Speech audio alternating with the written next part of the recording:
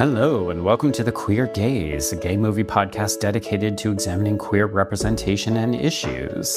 And this is a special podcast that we're doing as part of our coverage of TIFF. All right, so Conrad, we're going to double bill this conversation. So we are talking about two different indigenous texts. One is Canadian, called At the Place of Ghosts, written and directed by Bretten, Hannam. And then we're also talking about a New Zealand indigenous film called Mārama, which is written and directed by Taratoa Stappard. And why don't we begin with our thoughts on At the Place of Ghosts? So this is a film about a pair of brothers. We have Miesel, who is the older brother, played by Forrest Goodluck, and then we have his younger brother, Antle, who is played by Blake Alec Miranda. And they are estranged adults who have a secret past that has kept them apart. But basically, Miesel has to come and find his brother when he starts seeing visions of a kind of smoking creature. Yes, which kicks off a journey into the woods. Yes. Which becomes a framing device for them exploring both intergenerational and personal trauma. It's quite a fascinating, elegant ghost story, I thought. It is, yeah. Like, this is a bit of a soft genre pick, so it's part of the reason why we're maybe dropping this on both of our respective feeds.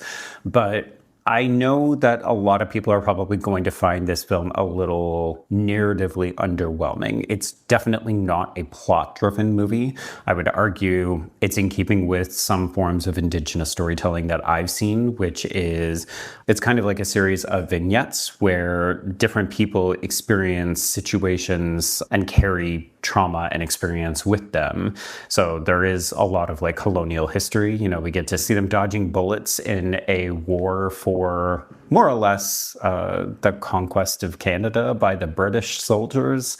But they also have experiences that are set in the future as well as in the past. And it's a lot of visual storytelling, but it also is kind of episodic, which I don't think is going to grab some people. No, it's much more of a tone poem Yes. of a film.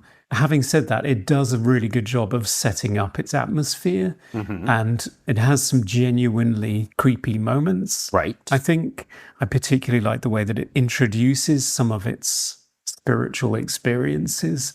One that stayed with me was where the camera just starts on the two siblings sitting around a campfire and pans slowly across them, and you suddenly see that one of them is holding his hand out and it is shaking, and as you pan further across, you're introduced to a vision of something or somebody who shouldn't be there. Right. And as I say, it's a very elegant ghost story. It takes its time. It's quite meditative. It is not going for jump scares, apart from there's an early one where they're driving, which reminded me of the Mothman prophecies. Yeah. So it's not really going for that. It's going for something that is much deeper. And I actually found that it got under my skin over the course of the movie. And by the time it gets to its conclusion, I found it quite emotionally satisfying as a climax. Right. And without getting into spoilers, there is a fairly significant queer element to this film because Miesel identifies as gay. We see that he has a partner in the city that he leaves behind early in the film. And then there's other elements of queerness that are involved in the backstory. How did you feel about the kind of two-spiritedness of the film? Yeah, I found that fascinating because it's within a cultural context that I'm not familiar with. Having said that, the trauma that's at the core of the story is very much one that I think anybody will be able to relate to. I think it's a universal one. Yeah. But at the same time, there were accents to it, nuances to it that I found fascinating, particularly the idea of the two-spirit. I mean, I think he identifies as non-binary, right, as does the director. Okay, why don't we talk non-spoilery about Mārama, which is a period piece. And I was initially confused by this one because I knew it was a New Zealand film, but then it's actually set in Whitby, in your neck of the woods, in the UK.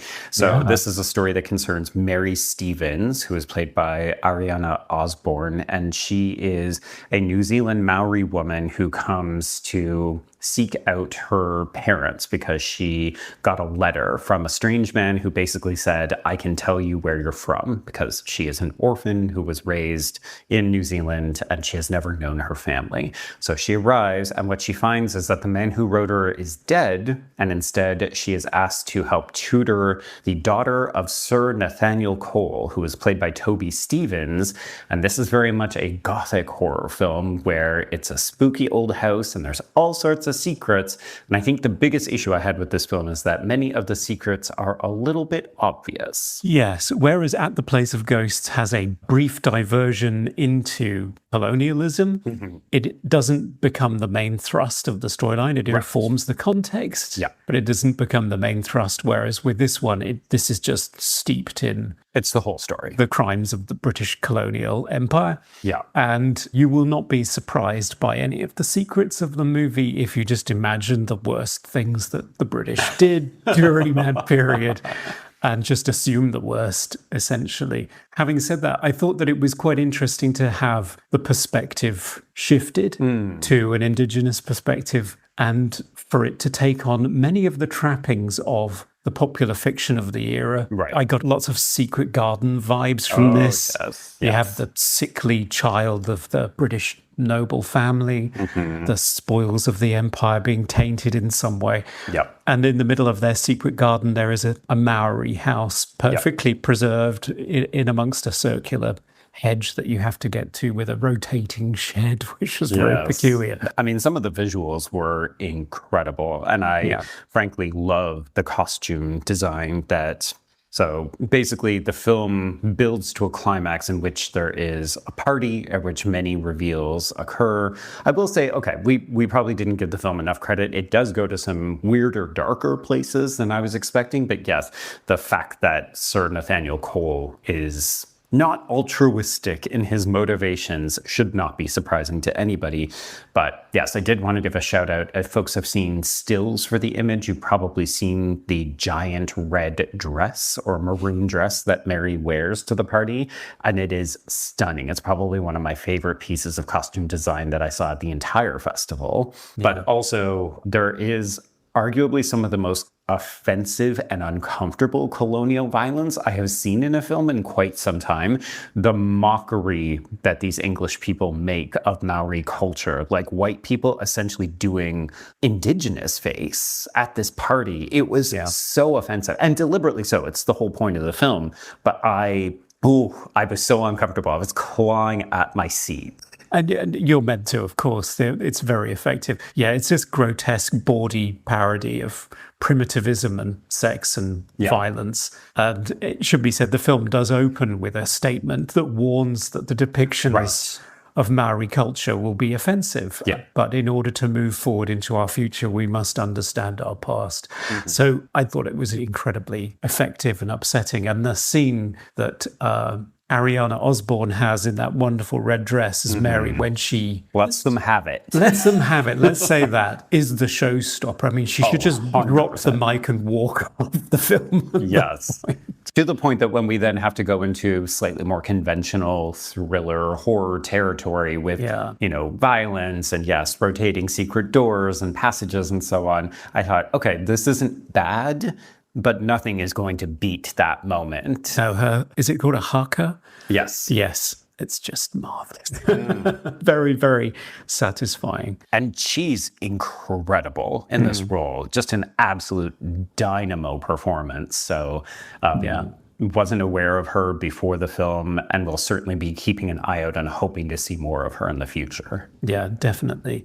Which is something I wouldn't necessarily say so much about At the Place of Ghosts, which I thought was perhaps a little bit more uneven in terms of its performances. If I'm trying to be generous, I would say that the performances are muted because we are dealing with some violence and some repression. And maybe, folks, this is where we're going to go into some spoiler territory. So Conrad and I are both recommending both films. They're not slam dunks, but I enjoyed watching both. Yeah, definitely. And both of them do have a queer aspect to them. Yes. So with At the Place of Ghosts, I went in thinking, okay, well, we've dealt with the queer content because we have a main character who is queer. And then I thought that was going to be about it.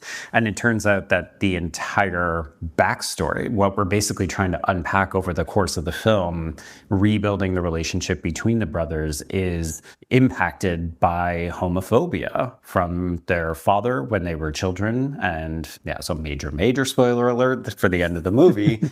They basically killed him because they were at risk, or Measle rather, was at risk of being shot by their father. And it's Antle who ends up killing their father, and then they hide the body. And this is the ghost that ultimately resurfaces. But I also really appreciated that Antle had his own homophobia, so he didn't accept his brother's sexuality, and that was part of why the father was able to pit them against each other. Yeah, which is why there's so many layers of guilt and self-loathing in this relationship, and why they find it so difficult to be around each other, to the point that I don't think they've been around each other for years. Because I think it's been at least a decade, if not more. Because the younger brother has a child.